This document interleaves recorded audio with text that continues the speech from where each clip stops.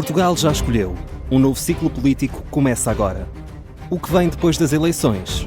Aceda à informação que não cabe numa manchete. Assine hoje, com até 55% de desconto, e habilite-se a ganhar um dos 10 cartões oferta FNAC que temos para oferecer. Tudo em observador.pt. Hora.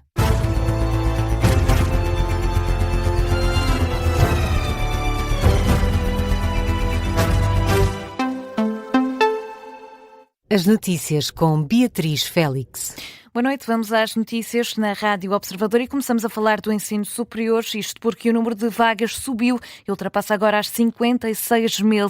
As listas para o ano letivo 2026-2027 para cada curso do ensino superior já são conhecidas. Os dados foram divulgados esta segunda-feira pelo Instituto para o Ensino Superior e pelo Ministério da Educação. Vamos então aos números. O Governo abriu cerca de 800 lugares a mais no regime geral de acesso em comparação com o ano anterior. Destaque para o curso de Educação Básica, em que o número de vagas aumentou e pode ainda registrar uma nova subida até setembro. Já no curso de Medicina estão previstas quase mais 60 vagas. Explica-se porque, por um lado, houve um reforço das vagas na Universidade de Coimbra e, por outro, a abertura de um novo curso na Universidade de Trás-os-Montes e Alto Douro.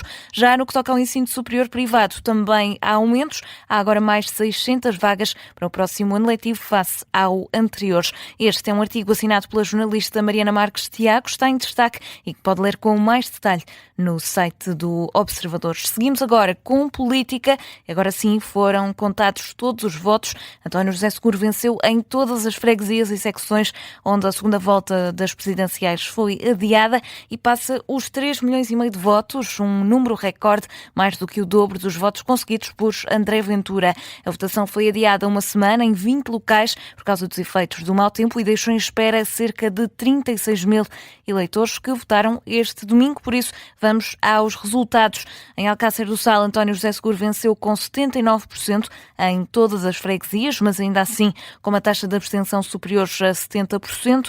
Em Arruda dos Vinhos, confirmou a liderança com 72% dos votos e André Ventura perdeu cerca de 600 votos em relação à primeira volta. Já na Golgão, de Ventura venceu na primeira volta por 6 votos, venceu agora Seguro com mais 500 do que o líder do Chega, e na freguesia de Salvaterra de Magos, Seguro ganhou com mais de cerca de 200 votos do que André Ventura. Ora, o candidato apoiado pelo Chega tinha vencido aqui na primeira volta com mais de 300 votos do que António José Seguro.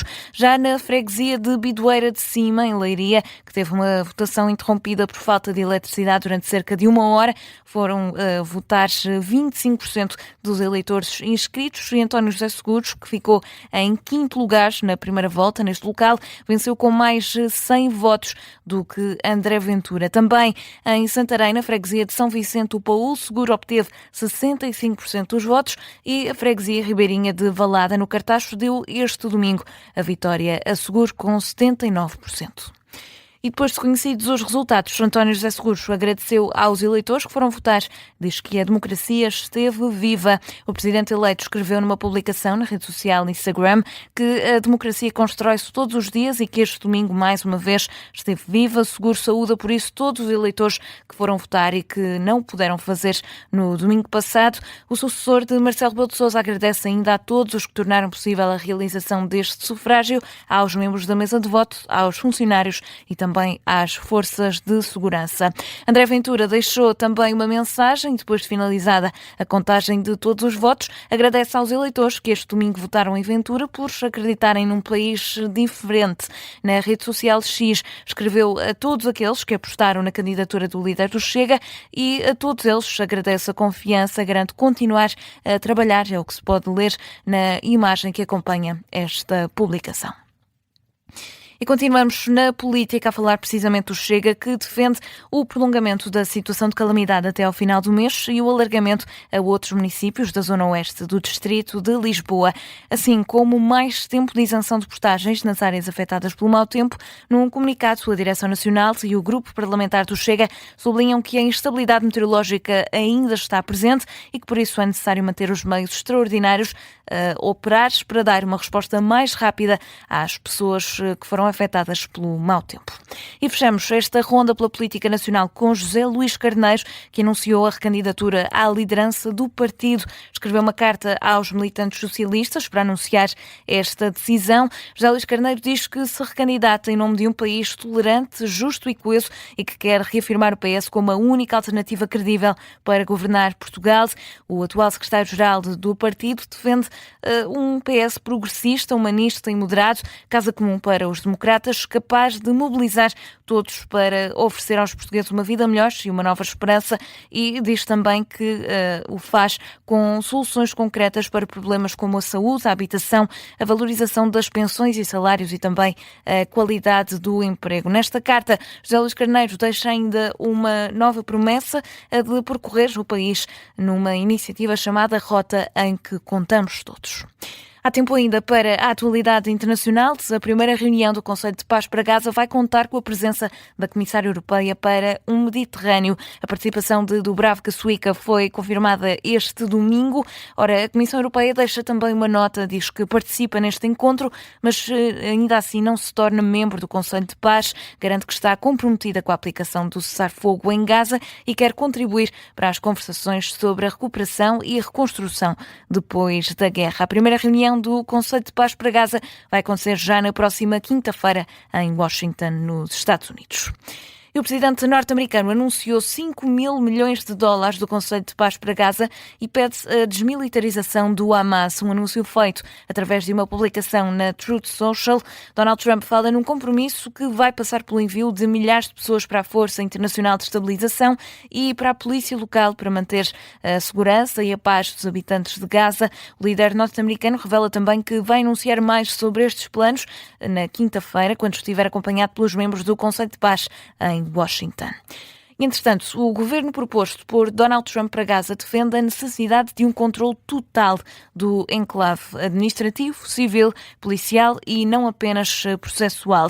Em comunicado, o Comitê Nacional para a Administração de Gaza adianta que esse controle é essencial para desbloquear o apoio internacional à recuperação, à reconstrução e também garantir uma retirada israelita completa e o restabelecimento da normalidade. Este comitê define também como prioridade absoluta a garantia do fluxo de ajuda humanitária, impulsionar a recuperação, a reconstrução e criar condições para a unidade do povo.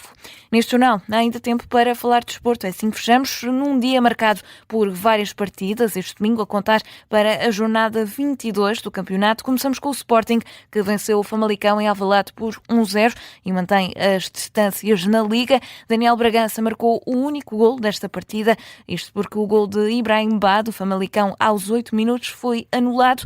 No final do jogo, o técnico do Sporting, Rui Borges, reconhece a qualidade do adversário, o que valoriza ainda mais a vitória dos Leões. Andamos sempre perto da área, faltou-nos alguma capacidade para finalizar de melhor forma em alguns momentos, mas é o que é mérito também do adversário, que soube defender a sua baliza, soube ser competente, soube ser muito competitivo, o que valoriza também ainda mais o nosso trabalho e a nossa vitória. Já Hugo Oliveira, treinador do Famalicão, defende que a equipa devia ter vencido o jogo porque teve mais oportunidades de marcar.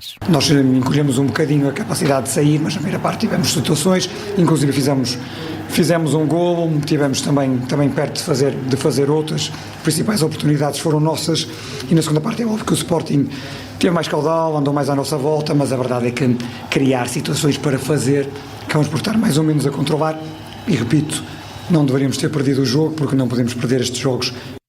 Com a vitória frente ao Famalicão, o Sporting mantém-se em segundo lugar na classificação com 55 pontos, ainda atrás do Futebol Clube do Porto, que reforçou este domingo a liderança na Primeira Liga Portuguesa, depois de vencer o Nacional na Madeira por 1-0, um jogo também a contar para a jornada 22, que decorreu na Chopana, na Madeira. O gol dos Dragões foi marcado por Bednarek aos 60 minutos. No final, o técnico do Porto, Francesco Farioli, fala numa vitória merecida e não esquece Pinto da Costa, o antigo presidente do clube, que morreu há um ano.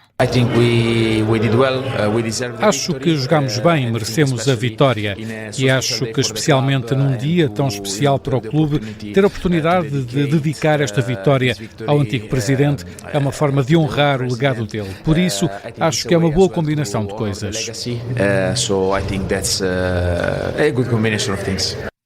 Do outro lado do meio-campo, Tiago Margarido, o treinador do Nacional, sublinha a competência da equipa e diz que foram os detalhes que ditaram o resultado deste jogo. Nós sabíamos das dificuldades que iríamos ter pela frente porque estávamos já contra o líder do campeonato. Contudo, conseguimos nivelar o jogo, nivelamos a posse de bola, nivelamos os remates à baliza. Temos uma grande oportunidade na primeira parte e o Porto tem outra na segunda que consegue materializar. Penso que o detalhe é que fez a diferença, mas essa é que é a verdade. Os jogadores foram briosos, trabalharam, tentaram fazer o nosso jogo. Criamos dificuldades ao Porto, anulamos muito bem aquilo que era o jogo ofensivo do Porto e, como eu disse, foi um jogo decidido em detalhes. E com este resultado, de frente ao Nacional, o Porto reforça a liderança da tabela, está em primeiro lugar, agora a alcançar os 59 pontos.